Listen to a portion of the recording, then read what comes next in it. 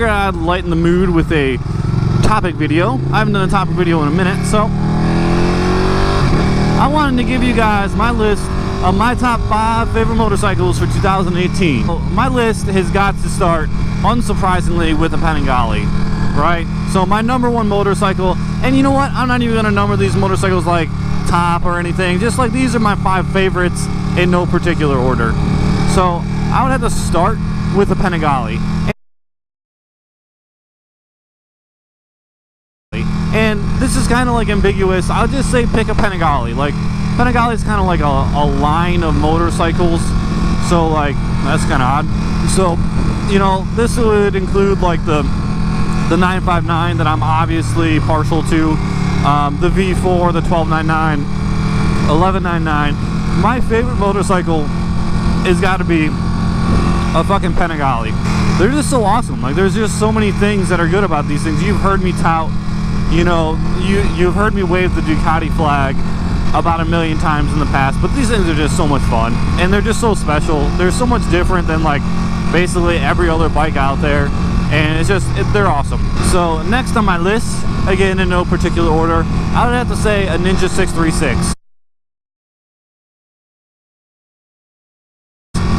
There's just something about the 636. I fucking love it. Like the newer ones and everything are just, they're just amazing. They're awesome. Like, they look amazing. They have, you know, more horsepower than every other 600, and it's just like one of those bikes where it's just like Kawasaki's just being Kawasaki. They're just like, oh, we're gonna make a 600cc class bike? Yeah, we'll add another 36 cc's because go fuck everybody else. I know Riding with Tom had one for a while, and I think his girl has one again, and they're just fucking cool bikes, man. Like, it's just kind of like the epitome of what a 600 should be. It should just be like fucking have power, be flickable, be fun, be good looking. You know, it meets so many different check boxes.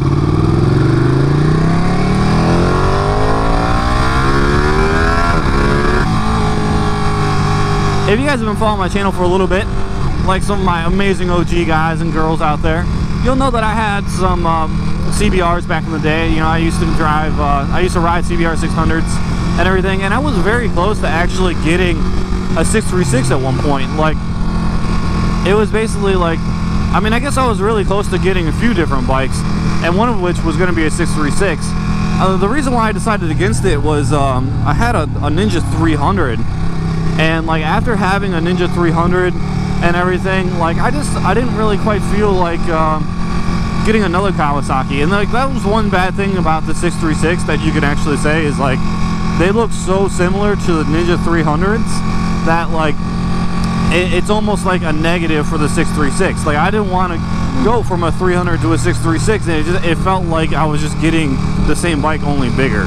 But now, you know, after having a few years off and, you know, doing different things and everything, like, I wouldn't mind getting a 636 again as like a second bike. So the next bike I want to talk about is the R6. And I know you guys, you know, have been watching my videos. You'll know that I recently went to a Kawasaki demo day, and things didn't really work out that well for me and everything. And I didn't get to ride an R6, and it really put a bad taste in my mouth for Yamaha. And I don't think that's really changed my passion for the R6. Like, I don't think I would buy one factory new from them because I don't really like them now. But at the same point, you know, there's always used ones. You can always support somebody else by, you know, buying a used R6. And there's something about them. Like, there's something about that high-end scream that you hear them like on the freeway having. There's something about the looks. There's something about them just, you know, being the basis for a lot of my favorite YouTube channels, like Chase on Two Wheels, Yummy R6. I mean, Walterific. I came into Walterific when he had his R6, and I don't know why this guy's stopping when he doesn't have a stop sign. But there's just something about them. They're just really cool. Like, it's just, you know, there's nothing super special about an R6, but there's also a lot that's just like, man, that's just a good looking bike, and it's just a good bike.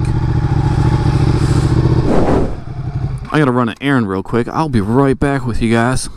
So where did I leave you guys? The R6, and that was the third bike. So, you know, the Panigale, 636, and the R6 are definitely in my top 3.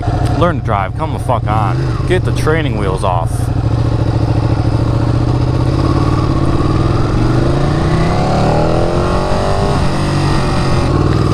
So the next bike, are you guys ready for the next bike? You ready for it? I'm gonna throw a wrench in the works.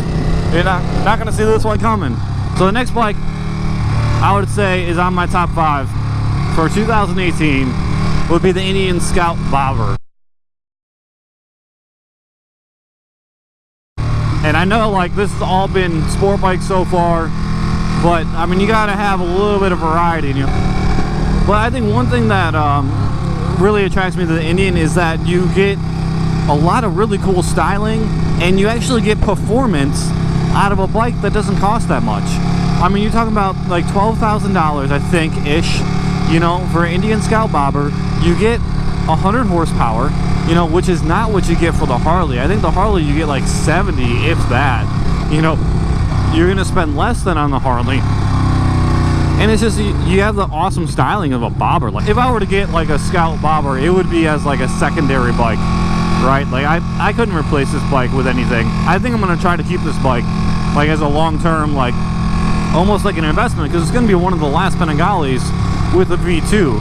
So, you know, I don't know if this bike's gonna be an investment quality, you know, bike, but it's gonna hold its value for sure. And it is so nice out today. It's like 82, not like 90. Like, it's still humid, but like it's fucking nice out.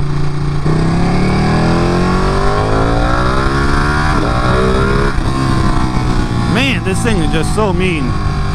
My last bike on this list, number 5, 5 out of 5, again in no particular order, I'm gonna have to say was the Ducati Monster. I think the Ducati Monster would be an awesome bike to have as a secondary to this bike. You know, like, it's more upright, it's more practical for like a daily driver kind of use. You know, even though you could daily drive this. I might do a video on that soon. The Ducati Monster, it sounds amazing. Like, if you go back a couple of videos, you'll see a video where me and my friends went to the Ducati dealer that I purchased this, and my buddy ended up test riding a Ducati Monster 721, I believe. And the thing was just, it would fly. It was just mean sounding, mean looking. The price is on point. The tech specs is on point with that bike.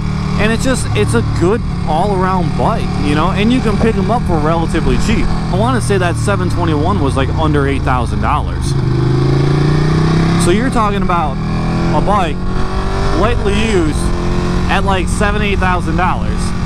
I think it might have even been less than that. I would have to go back and look, you know, but I mean, it would just be awesome. It would be an awesome bike to have. Like, I'd love to have that as like a secondary bike for this channel.